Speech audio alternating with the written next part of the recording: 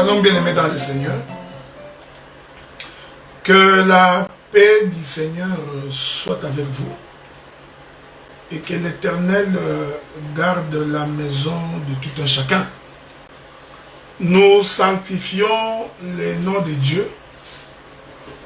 Nous bénissons également le Seigneur de gloire qui nous a accordé en ces jours l'opportunité de pouvoir ensemble partager la parole du Seigneur. Donc j'ai saisi d'abord cette occasion pour saluer tous les bien-aimés frères et sœurs de l'Assemblée des Saints de Gatineau, Ottawa. Et par la même occasion, nous saluons également tous les bien-aimés frères et sœurs de l'Assemblée des Saints de Montréal. Donc vous avez ici toutes nos salutations fraternelles dans le précieux nom du Seigneur. Je suis également rassuré que le Seigneur ne vous laissera pas oisif. Parce que nous croyons que lorsque quelqu'un rencontre le Seigneur ne peut pas les laisser comme ça. Le Seigneur doit donc transformer quelqu'un. Le Seigneur doit donc changer la vie de tout un chacun. Le Seigneur a donc la capacité de venir en aide à tous ceux qui recherchent sa face. Ceci est très important. Nous allons donc passer un moment dans de sanctification et d'édification avec la grâce du Seigneur. Que Dieu soit loué parce que c'est lui qui nous garde, c'est lui qui nous donne la vie.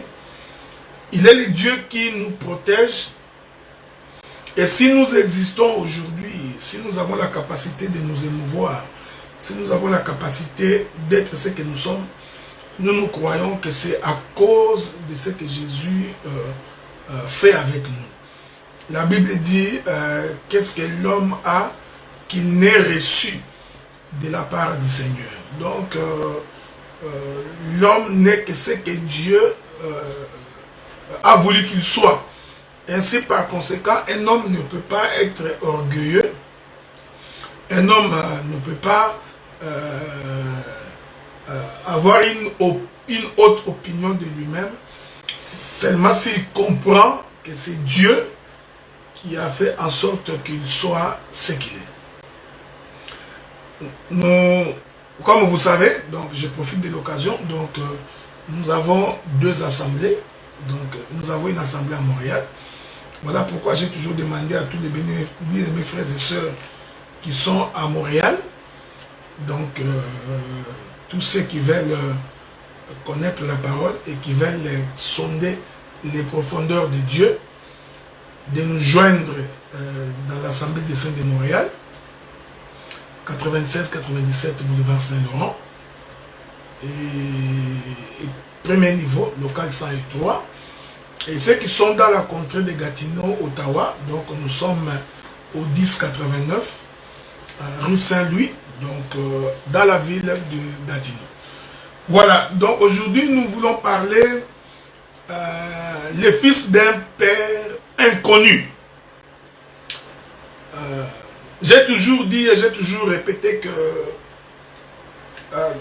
quand le Seigneur établit un ministre, la première chose que Dieu fait, c'est d'abord de former les ministres, c'est-à-dire le ministre doit être quelqu'un de nettoyé, il doit être quelqu'un de converti. Je vais commencer par là. Un ministre de Dieu, c'est d'abord, premièrement, un homme converti. Et lorsque nous parlons de la conversion, nous parlons véritablement d'un homme dont la vie a changé. Un ministre ne peut pas être un homme orgueilleux, imbibé de lui-même. Un ministre ne peut pas être un homme jaloux. Un ministre ne peut pas être un homme rempli de haine. Un ministre ne peut pas être un homme rempli d'amertume. Bien au contraire, un ministre, c'est d'abord un homme transformé, un homme qui est changé au travers de la parole. Et une fois que la personne a changé, transformé, il faut maintenant que Dieu donne à cet homme la capacité de comprendre le sens des Écritures. Vous savez, aujourd'hui, la difficulté que nous avons, c'est parce que nous avons aujourd'hui beaucoup de répétiteurs. Beaucoup de répétiteurs de versets bibliques. Nous en avons beaucoup. Beaucoup de répétiteurs de syllabus. Voyez-vous? Donc, à force de produire des syllabus, alors il y en a beaucoup qui sont devenus des répétiteurs. Parce que deux fois, les gens comprennent la répétition en français. C'est-à-dire que répéter quelqu'un comme un perroquet, nous croyons que cela n'est pas le ministère. Donc le ministère doit apporter une nouvelle touche dans la compréhension des Écritures. Et le ministre, ce n'est pas un homme qui fait la guerre avec tout le monde. J'ai toujours dit ceci, je le répète pour votre bonne compréhension. Un ministre n'a pas peur d'un autre ministre. Quand tu vois quelqu'un qui dans l'exercice ministériel, il a peur.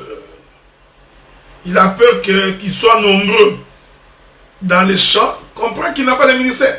Donc celui qui a le ministère, même si on est 14, même si on est 25, eh bien celui qui a le ministère n'a pas peur parce que il a l'assurance que Dieu marche avec lui. Voilà pourquoi j'ai toujours encouragé les frères. J'ai toujours encadré les frères pour que demain qu'ils puissent également exercer le ministère comme moi. Nous n'avons donc pas de raison de vous empêcher de servir le Seigneur. Et nous n'allons pas mettre des barricades sur votre chemin. Mettre des embûches sur votre voie pour vous empêcher de servir le Seigneur. Donc nous encouragerons toujours les gens à pouvoir servir le Seigneur. Ça c'est un élément. Deuxième élément, frère. J'ai toujours pensé qu'un ministre de Dieu ne peut pas être un homme impudique. Vous savez, nous sommes fiers d'appartenir à ce qu'on appelle les assemblées des saints. Voilà pourquoi nous en sommes très jaloux lorsqu'il y a des individus, des hommes, qui se font passer pour des ministres de Dieu et dont le comportement atteste d'un paganisme le plus élevé qui puisse exister.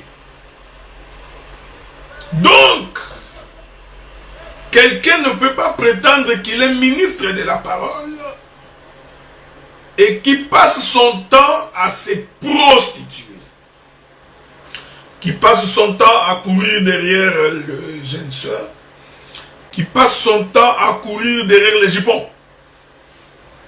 Je voudrais vous rassurer que si un jour on va corrompre beaucoup de gens, rassurez-vous qu'il y a des gens que vous n'allez jamais corrompre. Et nous ferons de notre mieux pour que le bien reste bien et que le mal reste mal. C'est très important. Aussi, ce n'est pas à cause d'une certaine forme de confort qu'aujourd'hui beaucoup de serviteurs sont en train de se soutenir mutuellement dans le péché. Ils se soutiennent mutuellement dans le péché, ils se soutiennent mutuellement dans des bêtises. Alors rassurez-vous que nous n'entrerons pas dans cette logique-là. Okay? Maintenant, nous allons prendre les Écritures pour commencer notre voyage dans les champs de Dieu. Lévitique chapitre 24. le livre de Lévitique chapitre 24, la Bible dit à partir du verset 10. Je vous prie de me suivre avec beaucoup d'attention. La Bible dit: le fils d'une femme israélite et d'un homme égyptien étant venu au milieu des enfants d'Israël se querella dans le camp avec un homme israélite. Le fils de la femme israélite blasphéma et maudit le nom de Dieu. On l'amena à Moïse. Sa mère s'appelait Shélomith, fille de Dibri, de la tribu de Dan. On les mit en prison jusqu'à ce que Moïse y déclarait ce que l'Éternel ordonnerait. L'Éternel parla à Moïse et dit: fais sortir du camp le blasphémateur. Tous ceux qui l'ont entendu poseront leurs mains sur sa tête et toute l'assemblée le lapidera. Tu parleras aux enfants d'Israël et tu diras: quiconque maudira son Dieu portera la peine de son péché. Celui qui blasphémera le nom de l'Éternel sera puni de mort. Toute l'assemblée les lapidera, qu'il soit étranger ou indigène. Il mourra pour avoir blasphémé le nom de Dieu. Voici moi les Écritures qui vont nous permettre de marcher. Ces Écritures nous serviront de béquilles pour expliquer les fils d'un père inconnu. Gloire soit rendue à Dieu, parce que nous croyons que la parole de Dieu reste d'abord la révélation de l'Écriture. J'ai entendu beaucoup de gens dire que non, tu vois, la parole de Dieu, c'est la doctrine. Non. Non, la parole de Dieu, c'est la révélation. C'est la révélation qui permet de poser la doctrine. Donc, sans la révélation, tu ne peux pas poser la doctrine. Donc, c'est la révélation qui permet de creuser la terre pour que la doctrine soit bien posée. Donc, quelqu'un ne peut pas dire qu'il a la doctrine sans avoir au préalable la révélation. Il y a beaucoup des Écritures qui attestent de ces choses. Donc, pour que les fondements soient bien posés, pour que les pieds soient bien installés, il faut premièrement que la révélation soit donnée. Voilà pourquoi la pierre de fête qu'on appelle Jésus, qui est la pierre angulaire, que l'on pose sur le plan doctrinal, cette pierre doit d'abord descendre du ciel. On va lire quelques Écritures. Donc il y a beaucoup de gens qui disent des choses qu'ils ne comprennent pas. Laissez-moi vous trouver cette Écriture-là. Ça nous permettra d'avancer calmement. Je demanderai à mon bien-aimé Jimmy, quand il fera le montage, de couper, parce que je parlerai pendant 1h30. Nous prenons d'abord Job chapitre 38, le verset 6. La Bible dit ceci: sur quoi ces bases sont-elles appuyées? Ou qui en a posé la pierre angulaire? Donc vous comprenez? Donc la pierre angulaire doit être posée. C'est important de comprendre. Donc il faut d'abord retrouver la pierre angulaire et venir poser cette pierre angulaire pour que la maison ait un fondement. Donc la doctrine ne peut pas exister avant la pierre angulaire. Je continue. Nous pouvons également prendre les livres d'Éphésiens chapitre 2, le verset 20. Vous avez été édifiés sur le fondement des apôtres et des prophètes, Jésus-Christ lui-même étant la pierre angulaire. Donc Jésus, c'est lui la pierre angulaire. Est-ce qu'on est d'accord avec vous? 1 Pierre chapitre 2, le verset 6. 1 Pierre chapitre 2, le verset 6. La Bible dit, car il est dit dans l'Écriture, je mets en Sion une pierre angulaire, choisie, précieuse. Celui qui croit en elle ne sera point confus. Donc il faut croire en la pierre pour ne pas être confondu. Or la Bible dit, heureux l'homme qui se confie en l'Éternel parce que il ne sera pas dans la confusion. Donc ici la pierre, en réalité c'est l'Éternel Dieu lui-même. J'ajoute encore une quatrième écriture. Ésaïe chapitre 28, le verset 16. C'est pourquoi ainsi parle le Seigneur, l'Éternel. Voici, j'ai mis pour fondement en Sion. J'ai mis pour fondement en Sion une pierre éprouvée, une pierre angulaire de prix, solidement posée. Celui qui la prendra pour appui n'aura point hâte de fuir. Vous voyez, vous frère? Donc il faut prendre la pierre, venir poser sur la terre pour que la doctrine soit posée. Or, cette pierre-là, c'est Jésus. Or, Jésus, lui, il est la révélation de la parole. Est-ce que vous comprenez? Jésus dit, je suis sorti du Père. Donc, il est venu du ciel. Voyez-vous? Donc, il est sorti du ciel. Il est descendu pour servir des pierres angulaires. Donc, la doctrine ne peut pas exister sans la révélation.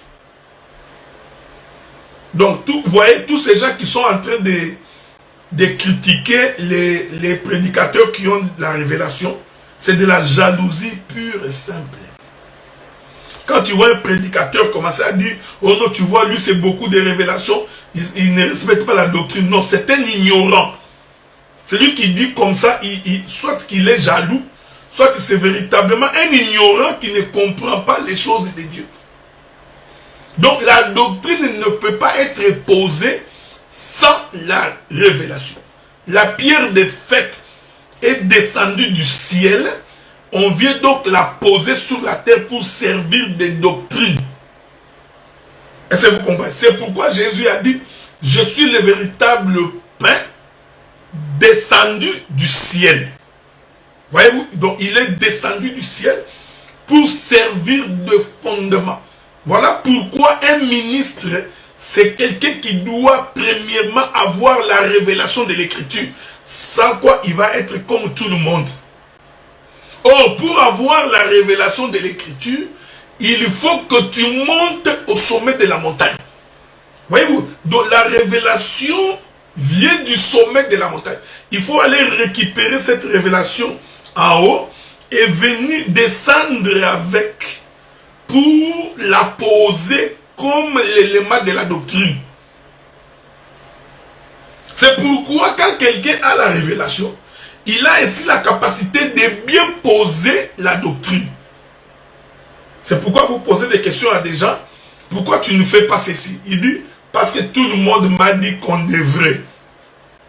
Ma soeur, pourquoi tu fais ça? Non, c'est parce que tu vois dans les assemblées de c'est ce qu'on fait. Donc, on ne lui a pas fait comprendre la raison.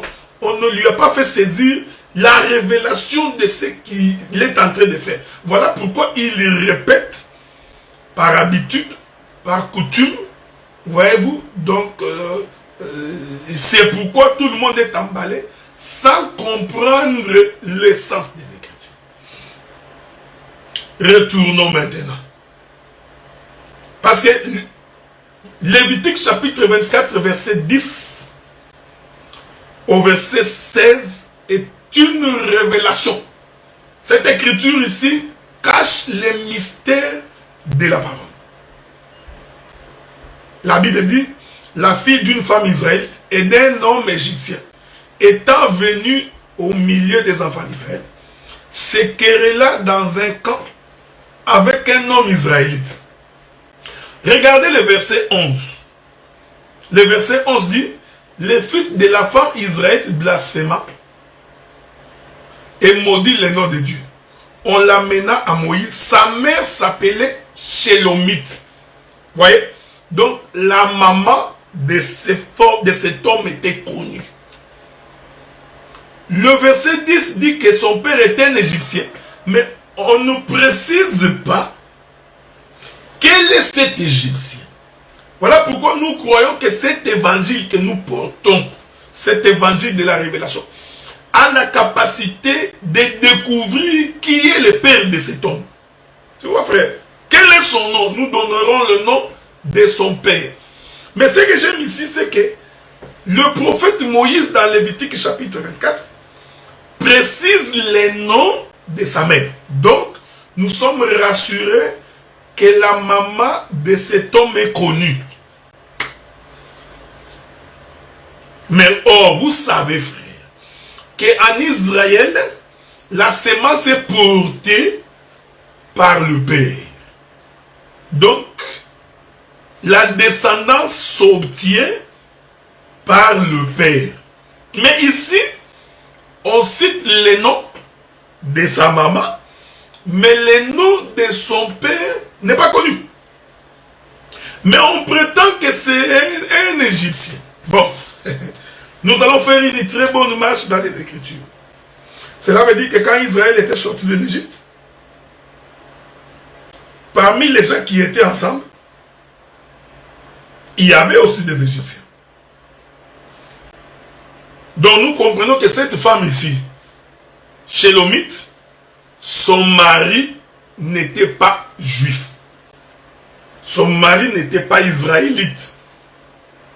Est-ce que vous comprenez? Or, Dieu avait donné une loi à Moïse et les Israélites connaissaient la loi d'Abraham. Ils savaient qu'un juif ne peut pas épouser une étrangère. Donc, les juifs se mariaient entre eux. C'est pourquoi quand Isaac voulut se marier, Abraham recommanda qu'on aille chercher la femme dans sa famille. Mais ici, cette femme ici qui était juive, israélite, était donc la femme d'un homme qui n'était pas juif, qui n'était pas israélite. On dit qu'il était égyptien. Commençons par sonder la prophétie des Écritures. Je rentre dans les livres de Genèse. Nous rentrons dans les livres de Genèse. Je vais prendre le chapitre 3, je crois. Non, le chapitre 4. Souffrez avec moi. Ok? Non, le chapitre 3. Prenons Genèse chapitre 3. Lisons ceci. À partir du verset 12. L'homme répondit: la femme que tu as mise auprès de moi m'a donné de l'arbre et j'en ai mangé. L'Éternel Dieu dit à la femme: pourquoi as-tu fait cela? La femme répondit: le serpent m'a séduite et j'en ai mangé. L'Éternel Dieu dit au serpent: puisque tu as fait cela, tu es maudit entre tous les bétails et entre tous les animaux de champ. Tu marcheras sur ton ventre, tu mangeras de la poussière tous les jours de ta vie. Verset 15. Je mettrai une inimitié entre toi et la femme, entre ta postérité et sa postérité. Celle-ci t'écrasera la tête, tu lui blesseras les talons. Est-ce que vous me suivez? Dieu dit, il établit une inimitié entre la descendance du serpent et la descendance de la femme. Oh, vous savez, frère, que la femme ne peut pas avoir une descendance parce que la femme n'a pas la sémence. Donc, pour que la femme ait une descendance, il faut que la femme reçoive la sémence d'un homme.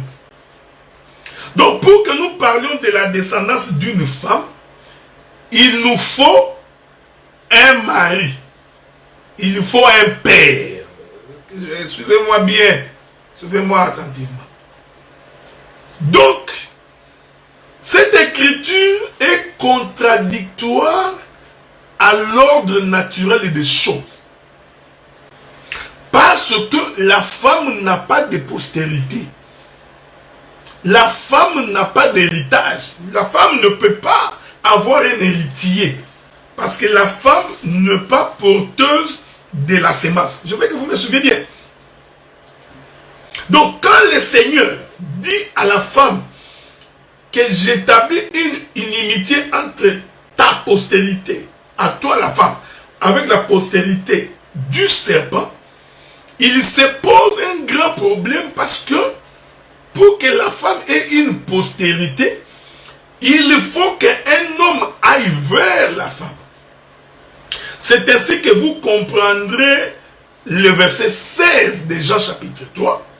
Il est écrit, il dit à la femme, j'augmenterai la souffrance de tes grossesses. Voilà. Or, pour que la femme ait une grossesse, il faut qu'un homme aille vers la femme. Donc, il faut que l'homme vienne poser sa sémence dans la femme. Donc, Genèse chapitre 3, verset 15, on ne cite pas les noms de la femme. Parce que si Dieu devrait être cohérent comme vous et moi, comme les humains, il aurait dû dire, j'établis l'inimitié entre la descendance du serpent et la descendance d'Adam. Ça là, ça ne poserait aucun problème. Est-ce que vous me suivez bien? Suivez-moi attentivement. Donc, naturellement, Dieu aurait dû dire, j'établis donc l'inimitié entre la descendance d'Adam, parce que Adam est porteur de la sémence, et la descendance du serpent. Remarquez dans cette écriture, Dieu a effacé Adam. J'insiste. Donc Dieu a fait comme si Adam n'existait pas. Parce que prophétiquement, Dieu ne voyait pas Adam comme le mari d'Ève. Donc la grossesse qu'Ève allait porter ne devrait pas être la grossesse d'Adam. Voyez-vous? Donc la grossesse d'Ève devrait être la grossesse d'un père inconnu. Voilà, je commence là. J'augmenterai la souffrance de tes grossesses, tu enfanteras avec douleur, tes désirs seront portés vers ton mari, mais il dominera sur toi. Est-ce que vous comprenez? Donc, j'aime ça. Cette postérité, celle-ci t'écrasera la tête et tu lui briseras les talons. Donc, la grossesse ici, cette postérité-là, c'est une postérité qui doit écraser la tête du serpent. Donc, automatiquement, nous comprenons qu'il ne s'agit ni de Caïn, ni d'Abel, ni de Seth. Parce que ces trois-là n'ont pas écrasé la tête du serpent. Est-ce que vous suivez ma marche? Donc, quand Dieu parle de la postérité de la femme, implicitement, Dieu voulait dire cette femme ici doit tomber enceinte. Elle doit donc porter la sémence d'un homme. Mais c'est pourquoi, comme Dieu ne voyait pas Adam, d'autant plus que Adam était déjà tombé dans le péché. Donc la postérité d'Adam physique ne peut pas donner la vie. Est-ce que vous me suivez? Donc la postérité d'Adam physique ne peut pas écraser la tête du serpent. Donc cette postérité ici dont le Seigneur parlait d'Ève, en réalité le Seigneur parlait de Jésus-Christ, qui est véritablement cette postérité qui doit écraser la tête du serpent. Est-ce que vous comprenez? Maintenant, mais pour qu'il y ait la postérité, il faut qu'il y ait un mari. Il faut qu'il y ait un père. Voyez-vous, frère, dans Genèse chapitre 3, verset 15, le Père est inconnu. Le Père de cette postérité qui doit écraser la tête du serpent, le Père de cette postérité est inconnu. Est-ce que vous me suivez? Donc, ici, le nom de la maman, c'est Ève. Donc, nous comprenons que Lévitique chapitre 24, quand on dit qu'un fils d'un homme égyptien, dont la mère était israélite, qui avait pour nom Shélomite, donc le nom de cet homme, le nom de sa maman était connu. Sa maman s'appelait Shélomite. Donc nous comprenons qu'ici Shélomite, c'est l'image d'Ève. Est-ce que vous me suivez, frère? Shélomite est l'image d'Ève, dont le nom est connu. Donc la postérité, le fils de cette femme est connu. Mais sa maman n'est pas, son papa, pardon, mais son père n'est pas connu. On dit un homme égyptien, mais on ne cite pas les noms. Donc, nous allons démontrer que le fils qui est venu poser querelle en Israël, son papa était un Égyptien. Et comme la paternité ou la filiation vient par le papa, donc cet homme aussi est un Égyptien. J'aime ces choses. Rentrons dans le livre de Lévitique, le chapitre 24. Suivez-moi attentivement. Et cet homme-là, quand il est arrivé, son père n'était pas connu. Qui est donc son père? Je vous ai renvoyé dans les jardins. Parce que je vous ai toujours dit que celui qui a la capacité d'entrer dans les jardins et de comprendre les mystères de la parole, c'est un bon ministre. Remarquez que Dieu a fait en sorte que le véritable mari d'Ève ne soit pas connu. Il dit à Ève que ta postérité, alors que Ève, en tant que femme, ne peut pas avoir une postérité. En d'autres termes, Dieu annonçait la présence d'un autre homme qui va récupérer Marie. Et là, j'identifie Ève, pardon, là j'anticipe, j'identifie Ève à Shélomite, qui est cette fille israélite, dont le fils est venu créer querelle, faire querelle aux Israélites. Maintenant, prenons le livre de Luc, pour faire comprendre très bien la pensée de cette chose. Nous prenons le livre de Luc, le chapitre 1er.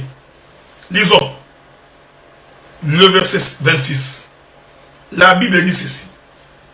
Au 6e mois, l'ange Gabriel fut envoyé par Dieu dans une ville de Galilée, appelée Nazareth, auprès d'une vierge fiancée à un homme de la maison de David, nommé Joseph. Le nom de la vierge était Marie. L'ange entra chez elle et dit, je te salue, toi à qui une grâce a été faite, le Seigneur est avec toi. Troublée par cette parole, Marie se demandait ce que pouvait signifier une telle salutation. L'ange lui dit, ne crains point Marie, car tu as trouvé grâce devant Dieu. Et voici, tu deviendras enceinte, tu enfanteras un fils, on lui donnera le nom de Jésus. Il sera grand et sera appelé fils du Très-Haut. Le Seigneur lui donnera le trône de David son père. Avez-vous remarqué cette chose? Quand vous pouvez lire les Écritures si vous voulez par la suite, vous allez remarquer que Marie était donc fiancée à Joseph.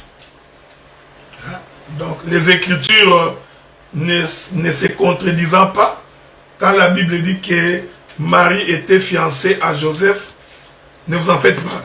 Cela voulait tout simplement dire que Marie était la femme de Joseph. Ok? Attendez, je vais, avec la grâce du Seigneur, si je peux vous trouver une écriture là, ça va nous aider à pouvoir avancer. Donc, il ne faut pas être étonné, être fiancé, c'est juste être la femme d'un homme. Ça, c'est selon les Écritures. Donc, la Bible dit ceci. Nous sommes dans Luc, toujours chapitre 1er. Je vais d'abord lire à partir du verset 27. Prenons d'abord Luc chapitre 1er à partir du verset 27. Lisons. La Bible dit, bon, ça nous l'avions déjà lu, donc au 6e mois, l'ange Gabriel fut envoyé auprès d'une vierge fiancée à un homme. Ok? Il était fiancé à un homme. Maintenant, si vous prenez le livre toujours de Luc, là nous sommes dans son chapitre 2. La Bible dit ceci. Nous lisons. Non, je suis toujours dans Luc chapitre 1er. Je crois que c'est mieux. Toujours Luc chapitre 1er. Lisons une histoire là. La Bible dit ceci. Luc chapitre 1er.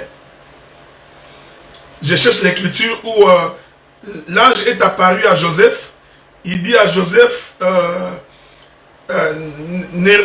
n'hésite pas de prendre Marie ta femme.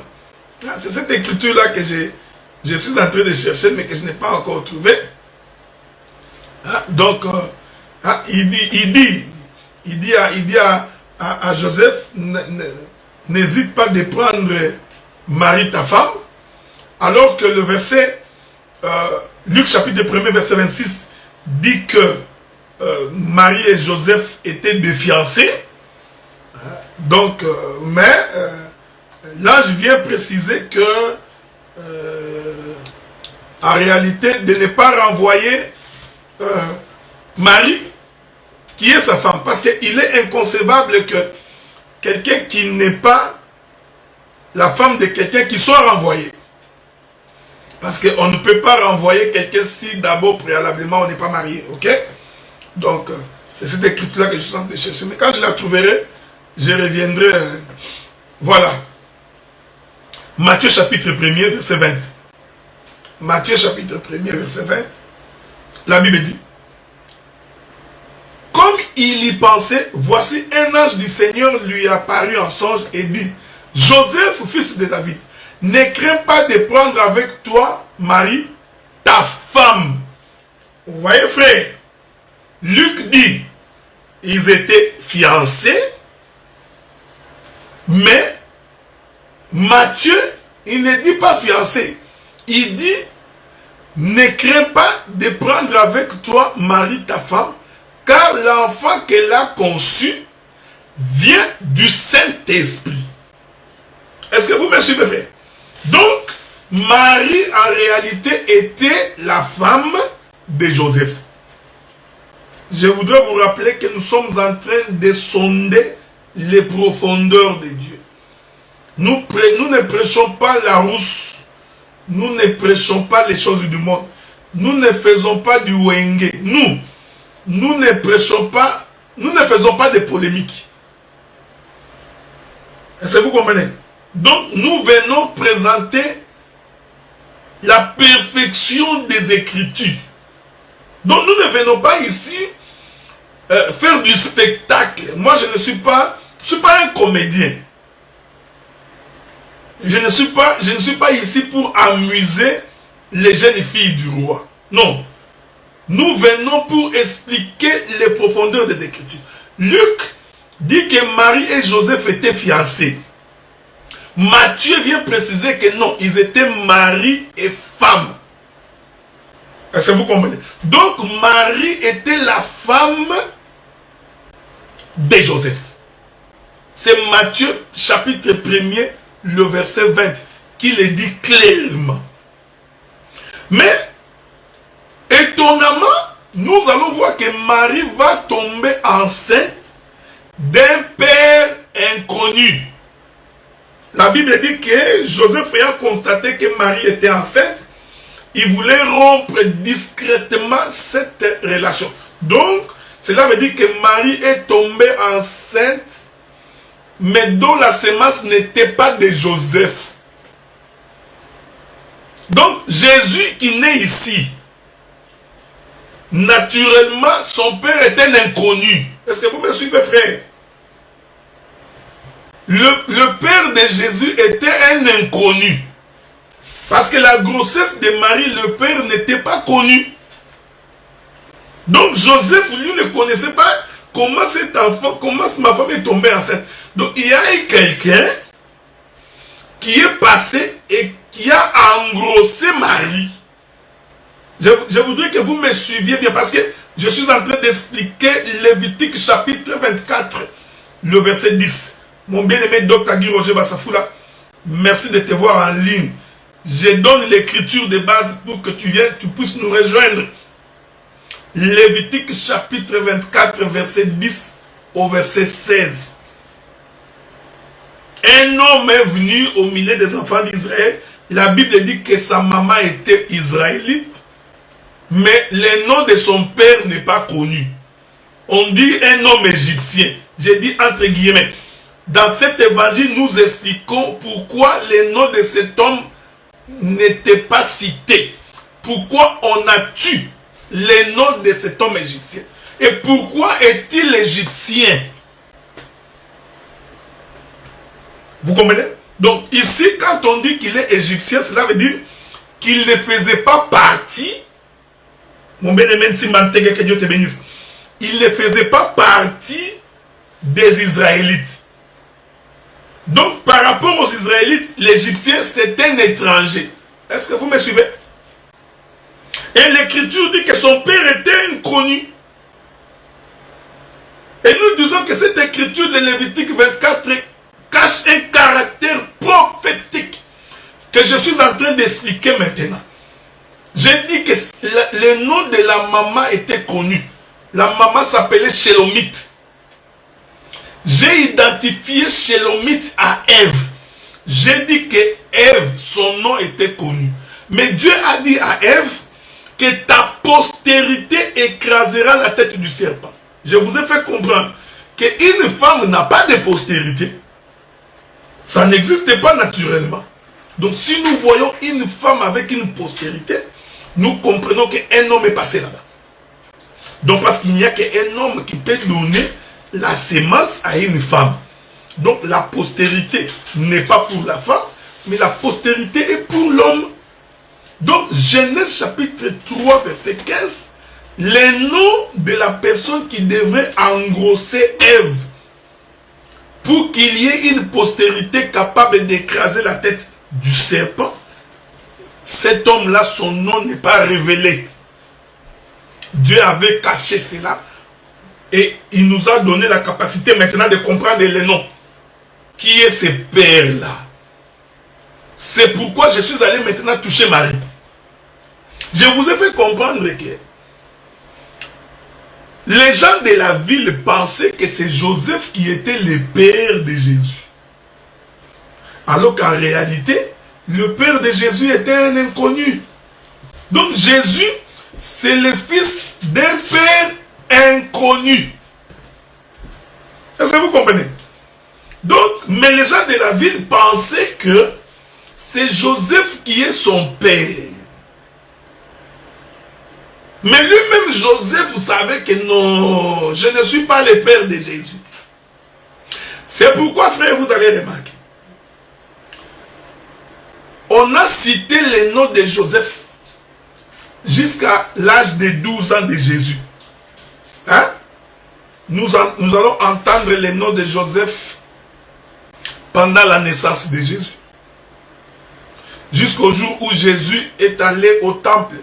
Pendant qu'il rentrait et que Jésus a disparu et qu'ils sont allés le retrouver au temple, la Bible dit que Jésus avait 12 ans.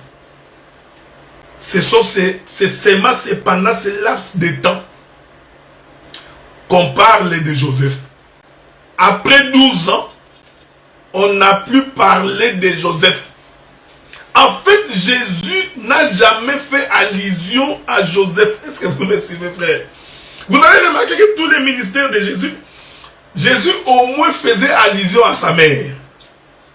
La Bible dit qu'un jour, les gens sont venus voir Jésus pour lui dire, ta mère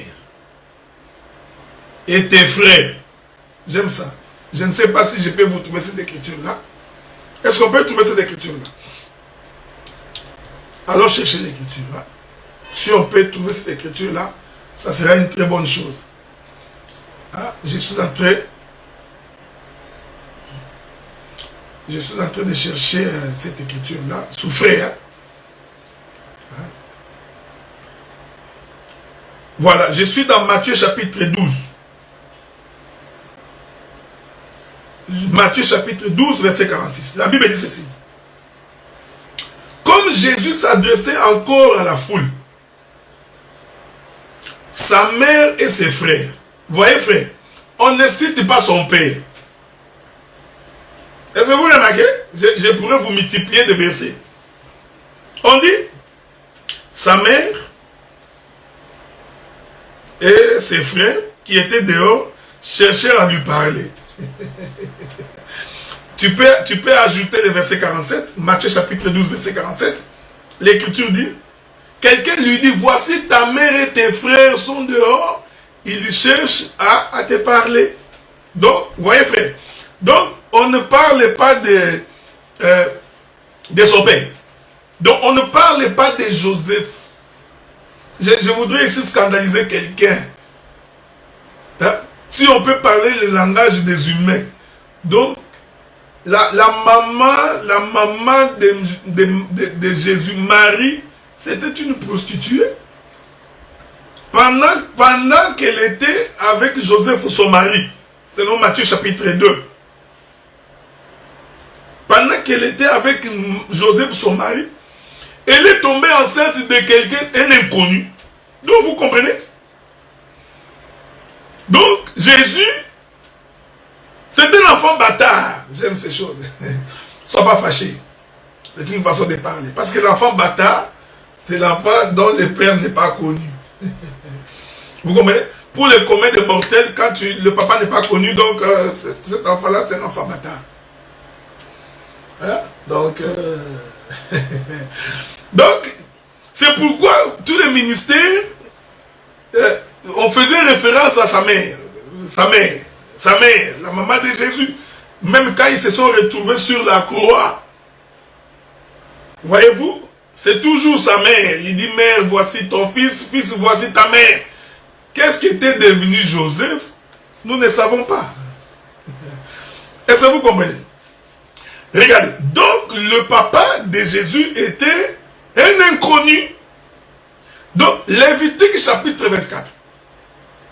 Cet homme-là qui est venu chercher querelle en Israël, dont le père était inconnu, en réalité, cet homme-là, c'est le Seigneur Jésus-Christ. Parce que Jésus, son papa, n'était pas connu. Est-ce que vous comprenez? Je vais multiplier les Écritures. Regardez. Que dit les frères Philippe? Que dit les frères Philippe? Pas les frères Philippe Mouké, ok? C'est les frères Philippe de la Bible. Les frères Philippe disent ceci. Attends, je vais vous trouver ça. Nous sommes dans Jean chapitre 14. Verset 8. La Bible dit. Jean 14, verset 8. Philippe lui dit, Seigneur, montre-nous le Père et cela nous suffit. Non. Quelque chose ne va pas. Mais le Père de Jésus était connu que c'est Joseph. La Bible dit, n'est-ce pas le fils de Marie et de Joseph? N'avons-nous pas ses frères au milieu de nous? N'a-t-il pas grandi au milieu de nous? Donc si vraiment quelqu'un cherchait le Père de Jésus, mais pourquoi il se compliquerait la vie? On allait aller vers Joseph. Jésus pouvait leur dire, mais pourquoi vous me posez des questions comme ça? Vous n'avez pas vu Joseph? Donc même Philippe avait compris que Joseph n'était pas le père de Jésus. Voilà. Donc le père de Jésus était un inconnu. C'est pourquoi Philippe a dit, mais montre-nous les pères, cela nous suffit. Est-ce que vous me suivez, frère? J'aime les Écritures. Hein? Jésus lui dit, il y a si longtemps que je suis avec vous et tu ne m'as pas connu, Philippe. C'est lui qui m'a vu à les pères. Mais comment dis-tu, montre-nous les pères? Non, non. Donc, nous comprenons que le père de Jésus, c'était un inconnu. C'est vous comprenez? Donc, le père de Jésus n'était pas connu. Donc, si c'était Joseph, Philippe n'allait pas demander qu'on lui montre son père. Donc,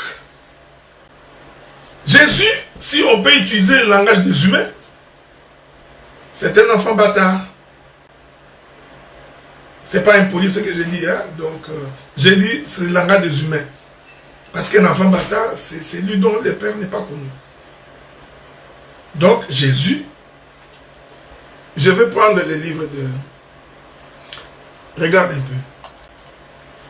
C'est pourquoi vous allez voir, frère, chaque fois que Jésus parlait, à plusieurs reprises, il faisait mention de son père. Mais il ne parlait pas de Joseph. Je voudrais prendre quelques écritures à ce sujet. Hein? Il dit ceci. Jean chapitre 14, verset 7.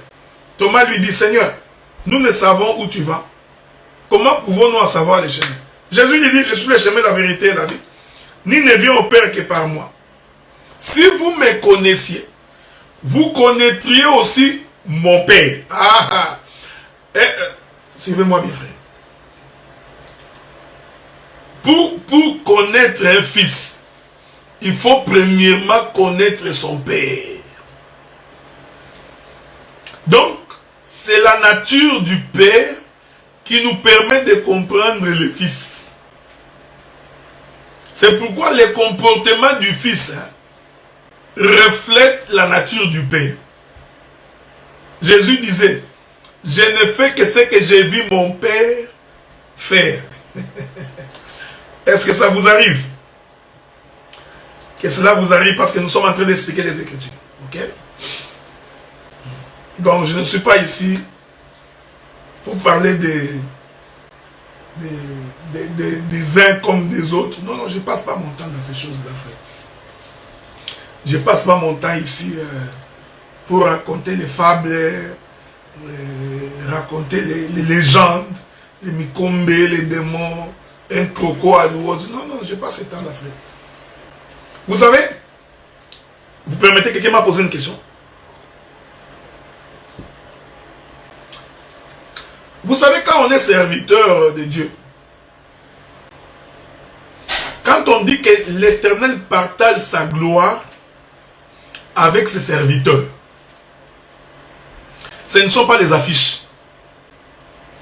J'ai suivi un frère qui m'a dit, non, bien-aimé Adélard, quand nous mettons les photos des prédicateurs dans les affiches en grand, c'est parce que Dieu partage sa gloire avec ses serviteurs. Il m'a même donné des écritures. Il y a même mon bien-aimé que j'aime beaucoup, mon bien-aimé Alain Lemba, qui a semblé de Saint-Rigini, qui m'a dit, même l'âne sur lequel Jésus est monté quand il entrait à Jérusalem, l'âne aussi a marché sur le vêtement qui était étalé sur les chemins. Donc, l'homme de Dieu partage la gloire avec les seigneurs. Vous voyez, frère? Moi, ces raisonnements-là, j'ai toujours trouvé que ce sont des raisonnements raccourcis. C'est prendre le chemin le plus court pour arriver. Frère bien-aimé dans les seigneurs, nous partageons la gloire de Dieu par l'enseignement. C'est au travers du service, c'est au travers du ministère que Dieu nous a glorifiés. J'ai toujours dit ceci, frère. Si tu veux qu'on puisse t'honorer, si tu veux que tu partages la gloire de l'Éternel, il suffit de servir Dieu dans l'honnêteté, dans la sincérité, dans la crainte de Dieu, dans la compréhension, la révélation et l'interprétation de l'Écriture. Ainsi, tu partageras la gloire de Dieu. Si beaucoup de serviteurs sont connus aujourd'hui, sont devenus glorieux, ce n'est pas à cause des photos, c'est à cause de leur rigueur dans la parole. Apprends à marcher selon la voie de Dieu. Sois rigoureux, crains Dieu, éloigne-toi du péché. Le peuple te glorifiera. Non pas toi, mais la grâce qui est en toi. En fait, frère, nous les serviteurs, la Bible dit ceci. La renommée de Jésus, j'aime ces choses. La renommée de Jésus avait circulé la contrée. Est-ce que je peux vous trouver cette écriture-là? C'est important de comprendre ces choses. Certains vont me dire, d'autres me diront, non, même à l'époque de Jésus, il y avait des photos. Il faut aller lire l'histoire, aller lire les artistes et vous allez voir. Donc les dessins se faisaient déjà. L'architecture existait à cette époque-là. Mais regardez, je ne sais pas si je vous trouverai cette écriture-là. Comme je n'ai pas l'habitude de débloquer les versets, mais espérons que je vais la trouver. Si je ne la trouve pas, ce n'est pas grave, je reviendrai plus tard. Hein? Mais je suis en train d'espérer que je trouverai cette écriture-là. La Bible dit ceci. Je vais d'abord... je prends Psaume. Prenons d'abord Psaume. Je lirai beaucoup de versets. Je prends Psaume. Chapitre 138, le verset 2.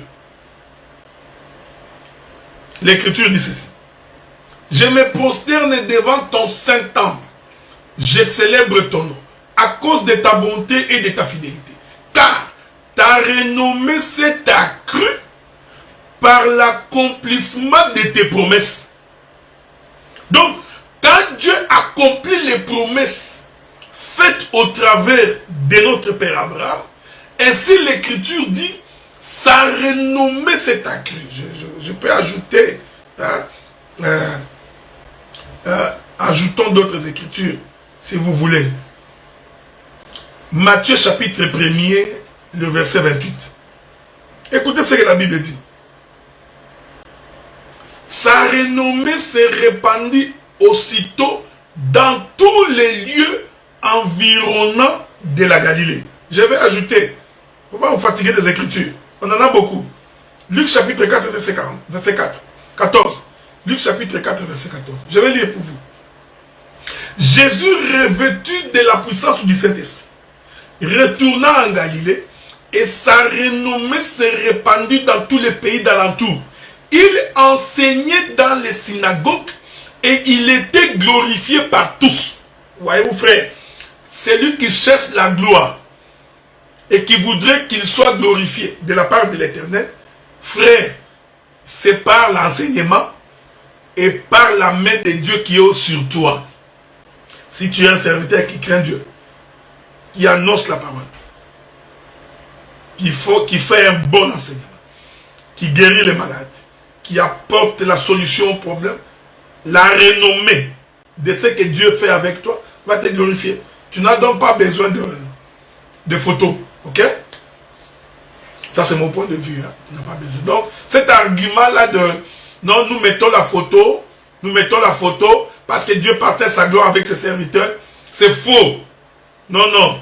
Nous mettons la photo pour notre propre gloire. Donc, il faut trouver un autre argument. Mais cet argument-là, c'est complètement faux. Notre renommée, c'est à cause de l'enseignement. Si aujourd'hui les gens nous connaissent, ils nous connaissent à cause de l'enseignement. Ils ne nous connaissent pas à cause de nos photos. Ok? Donc je crois que ce n'est pas comme ça qu'on devrait comprendre les Écritures. Est-ce que nous pouvons rentrer dans Lévitique chapitre 24? Là où nous étions. Donc, nous disons, le père de Jésus était un inconnu. C'est pourquoi les disciples tout le temps se posaient la question. Mais cet homme ici, il nous dit qu'il n'est pas de ce monde. Mais finalement, il vient d'où? Ah, donc, voyez-vous, frère. Donc, Jésus était un inconnu pour les Juifs. Il ne connaissait pas son père.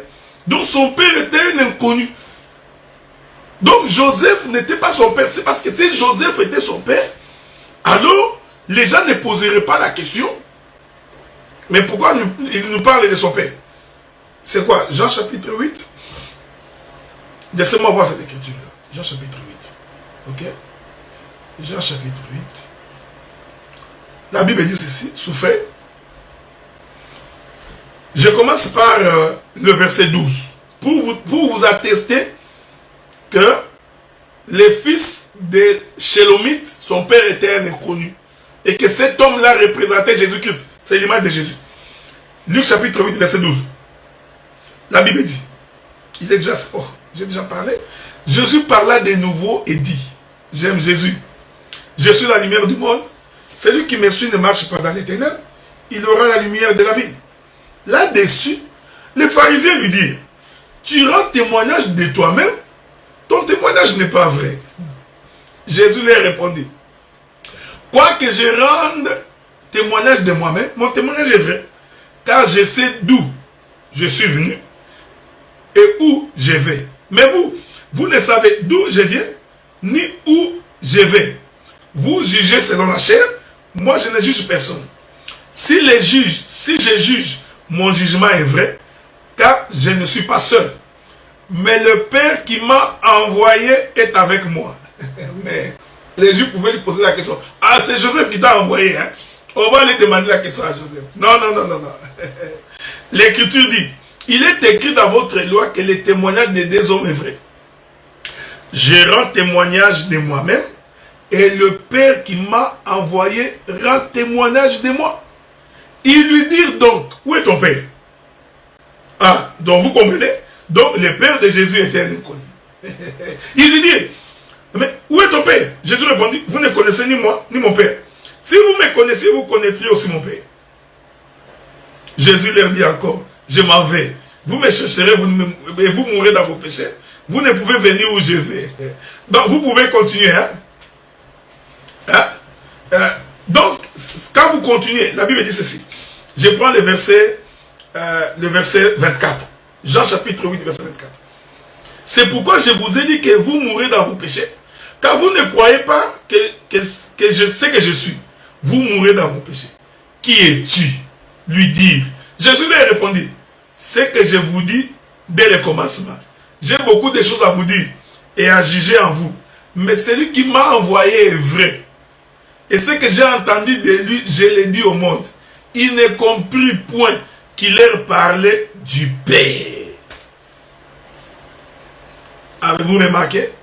Le Père de Jésus était un inconnu. Je rentre dans Lévitique chapitre 24. Là, rentrons. Lévitique chapitre 24. Regardez. Je ne pourrai pas finir aujourd'hui. Ne vous en faites pas. Donc, verset 10. Lévitique 24, verset 10. Les fils d'une femme israélite et d'un homme égyptien étaient venus au milieu des enfants d'Israël. Donc, cet enfant dont le père est inconnu était donc venu. Voyez-vous? Cela veut dire que cet enfant n'habitait pas avec les Israélites. C'est quelqu'un qui était venu d'ailleurs. Il est donc venu au milieu des enfants d'Israël. Pourquoi était-il venu? L'Écriture dit, pour se quereller dans les cas des Israélites. Donc, c'était un enfant qui est venu semer les désordres. Il aime les palabres. Il aime les querelles. Est-ce que vous comprenez? Donc, la présence de cet enfant, dont le père était inconnu, sa présence n'était pour rien d'autre que pour créer les querelles. J'aime ça. Donc, Jésus n'était venu chez les Juifs que pour des querelles. Bon, on va lire les Écritures. Parce que quand je parle comme ça, vous allez dire non. Le docteur Adélard est en train de dire des choses par lui-même. Nous allons prendre quelques Écritures.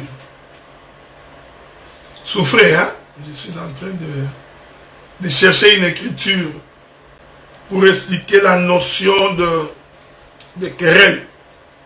Parce que ce n'est pas en français que nous prêchons ces choses, ok? Ce n'est pas en français.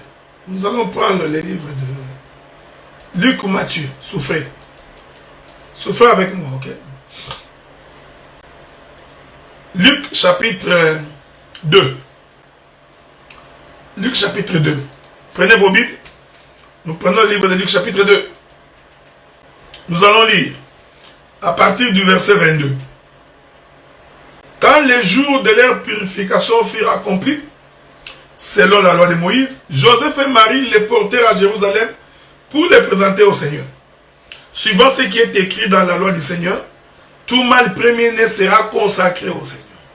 Et pour offrir en sacrifice 2 tourterelles ou 2 jeunes pigeons, comme cela est prescrit dans la loi du Seigneur. Et voici, il y avait à Jérusalem un homme appelé Siméon. Cet homme était juste et pieux. Il attendait la consolation d'Israël. Et l'Esprit Saint était sur lui. Oui, on apporte Jésus. Joseph savait que cet enfant que nous amenons n'est pas mon enfant. Son père était un inconnu. La Bible dit, il vint au temple poussé par le Saint-Esprit. Et comme les parents apportaient le petit enfant Jésus pour accomplir à son égard ce qu'ordonnait la loi, il est reçu dans ses bras, bénit Dieu et dit, c'est ici que je vais expliquer l'homme qui vient poser des problèmes en Israël, qui vient semer des querelles. Écoutez ce qu'il dit. Maintenant, Seigneur, tu laisses ton serviteur s'en aller en paix, selon ta parole, car mes yeux ont vu ton salut. Écoutez maintenant. Salut que tu as préparé devant tout le peuple.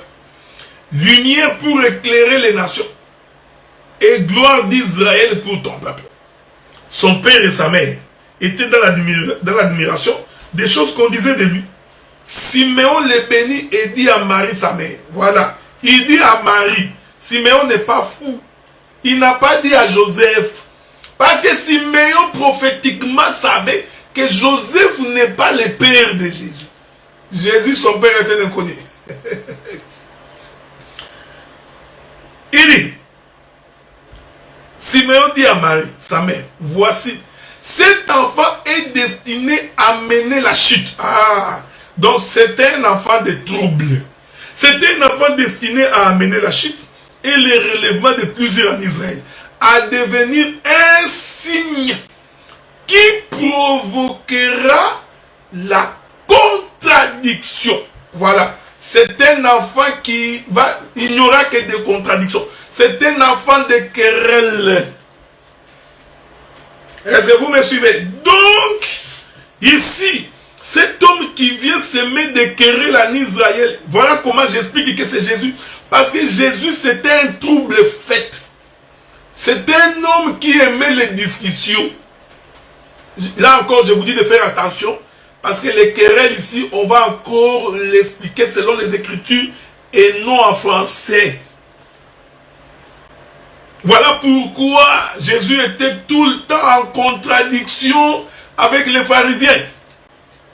Il adorait les disques, il les provoquait. Est-ce que vous comprenez? C'était un enfant de contradiction. Tout le temps. Moïse nous a dit, lui vient dire autre chose. Moïse a dit que nous respecterons le sabbat. Jésus dit, si ton bœuf tombe dans un trou le jour de sabbat, vas-tu le laisser là-bas ou tu vas aller le chercher? Ah, discussion, querelle. Jésus vient, il croise un homme paralytique, assis par terre, le jour de sabbat. Les pharisiens regardent, ils disent, bon, maintenant on va voir, qu'est-ce qu'il va faire? Jésus, comprenant leur intention, il dit, qu'est-ce qui est plus difficile à dire à un homme? Tes péchés te sont pardonnés, prends ton lit et marche. L'homme prend le lit et marche. La Bible dit que c'était le jour de sabbat. Oh, l'Écriture dit que le jour de sabbat, on ne peut pas travailler. Comment c'est possible? Cet homme a pris une natte. Il a mis sur sa tête, il commence à marcher le jour de sabbat. Est-ce que vous comprenez ces choses? Donc, c'est ça les querelles. Donc, les querelles ici, on ne les définit pas en français. Donc, j'aime ces choses. Un jour, Jésus était en train de marcher, il voit Zachée. Zachée qui était petit de taille. Parce que Zachée, il n'était pas très grand. Il était petit de taille comme mon bien-aimé, le docteur Guy Roger Bassafoula. Ok? Donc, Zachée, petit de taille. Alors, Zachée, parce qu'il voulait voir Jésus, il va monter sur le sycomore. Il monte sur le sycomore. Jésus jette les regards, il voit Zachée. Il dit, Zachée, descend. je souperai chez toi cette nuit. Oh, mais les pharisiens posaient, ils se demandaient, mais si cet homme est prophète, comment va-t-il manger dans la maison des Zachée? Nous savons que Zachée, c'est un agent de contribution, un voleur, un collecteur des impôts. Parce que la plupart des collecteurs des impôts sont des corrompus. Donc, Zachée, c'était un corrompu. Il n'aime pas voir l'argent. Et vous comprenez? Donc, c'est ça les querelles. Voilà, il est venu s'aimer les querelles. Bon, est-ce que vous me suivez? J'aime ces choses. Donc, je vais m'arrêter ici aujourd'hui. On va continuer samedi prochain. Je ne pourrai pas finir ça, je risque de faire des heures. Ok? Donc, Lévitique chapitre 24, je rentre là-bas parce que je vais finir bientôt. Que le Seigneur vous bénisse. Que la paix du Seigneur soit avec vous. Lévitique 24, la Bible dit, voilà. Donc, cet homme est venu. Il vient pour s'aimer les désordres. Donc, c'est quelqu'un qui adore les contradictions. C'était ça la vie de Jésus. Voyez-vous, frères, c'était... Oh, donc, les Juifs avaient la coutume de se laver les mains avant de manger. Jésus vient avec ses disciples. Il mangeait, il ne se lavait pas les mains. Les Pharisiens disent, mais toi, tu es quel genre de personne, hein? Tes disciples, ils mangent, ils ne se lavent pas les mains. Ils ne gênent même pas. Donc, vous voyez, c'est ce que la Bible appelle querelle. C'est cette apparence que Jésus avait donnée de contredire la loi. Les gens avaient l'impression que Jésus était un contradicteur de la loi. Il était en train de s'opposer à la loi. Donc, c'était un fils querelleur. Il venait donc ici. Est-ce que vous comprenez? Bon, je vais finir pour aujourd'hui. Parce que je ne voudrais pas vous prendre beaucoup de temps. On va y revenir le samedi prochain. Écoutez maintenant ce que la Bible dit. Les fils de la femme israélite blasphéma et maudit le nom de Dieu. C'est là que je vais finir. Donc, pour les Juifs, Jésus était un blasphémateur. Voyez-vous, frère, c'est ce que la Bible dit. Donc, ces fils-là de la femme-là, pour les Juifs, la Bible dit, il blasphéma et maudit le nom de Dieu. On va lire quelques écritures. On lit quelques écritures. Et ensuite, on va essayer de voir si on peut conclure.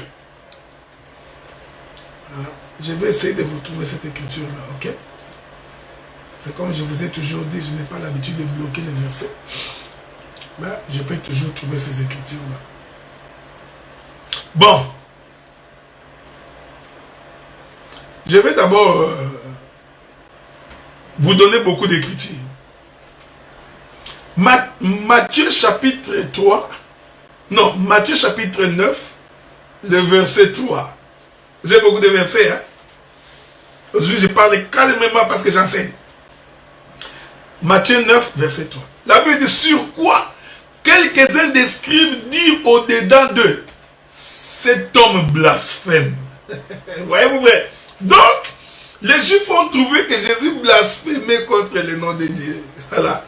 Le fils d'un père inconnu est un blasphémateur. Je vais vous ajouter notre écriture. Prenons Matthieu chapitre 26, le verset 65. Alors le souverain sacrificateur déchira ses vêtements, disant, il a blasphémé. Qu'avons-nous encore besoin de témoins? Voici, vous venez d'entendre son blasphème que vous ensemble. Vous voyez? Parce que la loi disait que quiconque blasphémera contre le nom de l'Éternel est maudit et doit être lapidé. Donc il fallait que ce fils d'un père inconnu soit un blasphémateur pour mourir. Parce que si Jésus n'avait pas blasphémé pour les Israélites, il n'allait pas mourir. Je vais vous ajouter, c'est pas moi, c'est Matthieu qui dit, quand vous prenez Matthieu, verset 14, chapitre 14, verset 64, la Bible dit, vous avez entendu le blasphème qui vous ensemble. Tous les condamnèrent comme méritant la mort. Je vais revenir là-bas. Je vous ajoute une autre écriture. Marc chapitre 2, verset 7. La Bible dit, comment cet homme parle-t-il ainsi? Il blasphème. Qui peut pardonner les péchés si ce n'est Dieu seul? Vous voyez? Donc les querelles ont conduit au blasphème. Donc chaque fois que Jésus posait des actes, que les Israélites trouvaient que c'était contre la loi de Dieu, c'était des querelles. Et en conclusion, il dit, c'est un blasphémateur. Que le Seigneur vous bénisse, qui vous garde, qui garde vos maisons. Nous allons devoir y revenir le samedi prochain pour continuer. Parce que j'ai encore beaucoup de choses à dire là-bas. Retenez alors que Lévitique chapitre 24, le verset 10 au verset 16, cet homme-là, dont le père est inconnu, c'était l'image de Jésus. Il est venu en Israël pour s'aimer les querelles. Les querelles, j'ai expliqué. C'est cette apparence de contredire la loi. Et pour les Juifs, c'est un blasphème. Nous allons maintenant expliquer pourquoi il doit mourir. Voyez-vous? Que la paix du Seigneur soit avec vous. Et que sa bonté vous conduise. Et que sa paix également marche avec vous. Dans le nom du Seigneur.